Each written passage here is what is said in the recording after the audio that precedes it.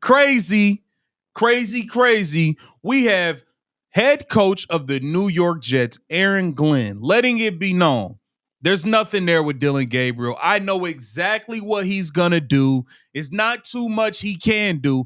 I understand what Coach Stefanski's going through. I know exactly what he's going through, trying to get the offense together, as I am too. New York Jets stink as well. But he's letting it be known. We're not worried about Dillon Gabriel. It's but so much he can do. It's only but so much he can do. Welcome to Keep the Vision. Make sure you like, comment, subscribe, share the channel, hit that bell notification, hype the video. We got Aaron Glenn, coach of the New York Jets.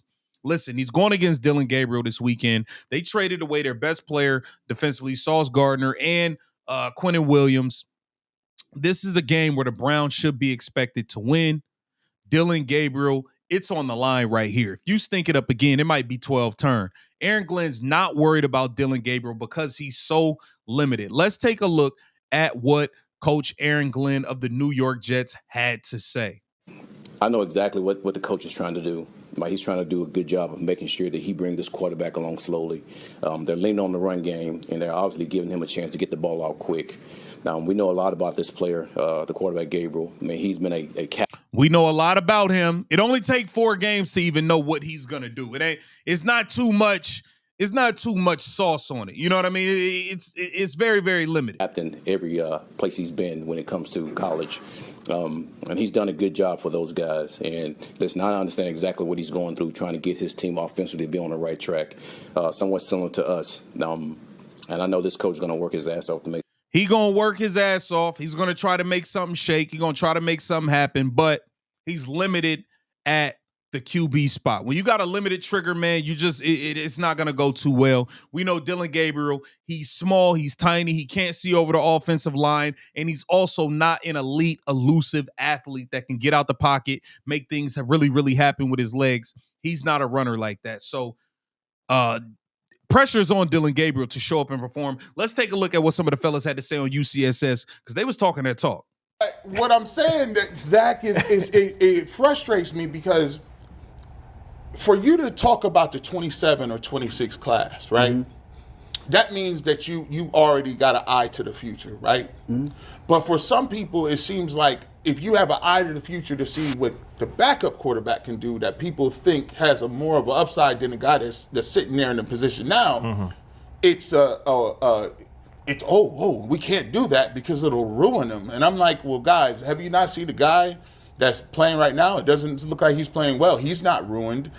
I don't understand what the apprehensiveness is to say, look, we play Dillon Gabriel, let him play and see if he does anything, and then we're gonna play Shedeur Sanders, see if he does anything, and then we'll talk about 26 when we get to 26. Well, I think right now is a product of the commitment they made, and I think they put Gabriel in quicker than anybody wanted to, mm-hmm. and I think we've all seen the answer quicker than anybody feared, mm-hmm. Or anybody thought. I mean, I think this was always the logical conclusion, right? But I think there's 8 quarters left for Dillon Gabriel, right? If they don't win these next 2 games, then you're 7 games left, but you are totally playing for nothing. I don't think Dillon Gabriel should get 2 games. I think if he can't not only beat the Jets, because beating them is not enough. If the offense go out there and score, if the defense has to win the whole game and the offense looks stagnant, looks stale, looks like nasty work, we should be seeing Shedeur Sanders next week. Right. And if he fails again, if he's still out there with the lowest success rate in the league, with all these 4-yard passes, with not being able to move the ball at all, which all these things are happening, then it's time to do it. But they've made the commitment right now, Gary. And we would look at the situation differently if they drafted him in the 5th round, and we would look at the situation differently if they had traded Joe Flacco 2 days ago instead of 5 weeks ago. Right? But they haven't, so they've made this situation, and Dillon Gabriel is going to play against the Jets, and if he's healthy, he's going to play against the Ravens. But if he plays the way that he has, and everything that we've seen says that it's going to be the exact same. Yeah. Maybe a couple exceptions with a new play caller, or maybe Jerry Jeudy actually catches a ball, right? Right? But other than that, time's up in 8 quarters, and they'll have to make a move. Zach, real quick, do you want to mention the chart? It's at 36.7%. I agree. So Tua's getting I agree. replaced, and he's having an awful season. We saw him in person. But it's giving yourself a chance. Wentz. Right? They only got over 13 points when the defense. Year 2000. That was before Al Lerner excited from 99 to I would say that 20 years after Al Lerner passed away, the Browns traded for Deshaun.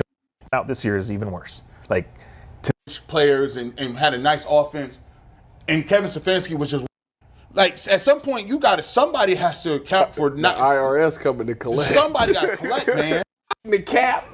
Financing your house that ain't worth nothing. right, and then doing it again. And then doing it again, and then going to the club and spending the refinance money on drinks. They might as well just deal with the Jets did then. They should just trade them Trade all. everybody. Just go ahead and deal with it. Never getting traded this week. He's probably not, but you're going to have to look at it. You're going to have to look at how do we get out of the Deshaun Watson contract. And if you accelerate it, that means it's going to be more than $80 million next year. Note to self, Jimmy Haslam. Here's what you do. If you just want some propaganda, I'm starting 12 for 50. Give him a beautiful distraction while I try to get rid of this cat buddy. But let me say this. This doesn't get talked about because we're talking about the here and now.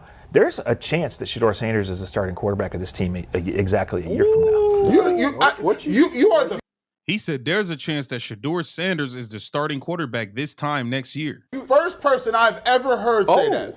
You're the first person. You ain't got to watch on. Like, maybe listen. I forgot what it feels like. Lay that out for us. What's the process? Or what's the plan? Flesh that out. Well, I mean, the process is it's clearly not the guy it is now, right? And you're going to go in and you're going to have, let's say, pick 5 and pick 15, right? You need tackle, you need receiver, you need these other things. If you think Shedeur can play and you think Shedeur is going to use the offseason to get better, then you draft another quarterback in the 3rd round and you go forward with those 2 guys, and then you sit and wait on 27. We do a deal. You got 2 quarterbacks on rookie contracts at that time. Right. Get The way out of this is for Shedeur Sanders to be Brock Purdy.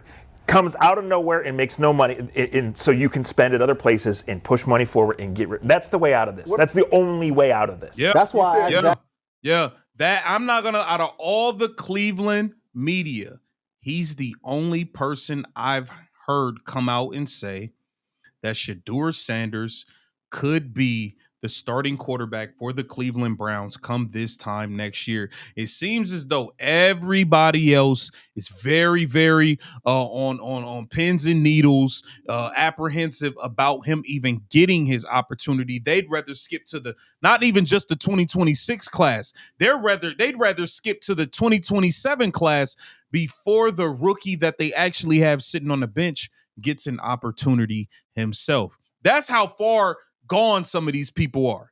They don't care. It's literally the anybody but Shedeur effect. They want to see anybody play quarterback to the point where they are saying Bailey freaking Zappi. They want to see him get rolled out as the backup before Shedeur Sanders gets a chance to get in the game. Nasty.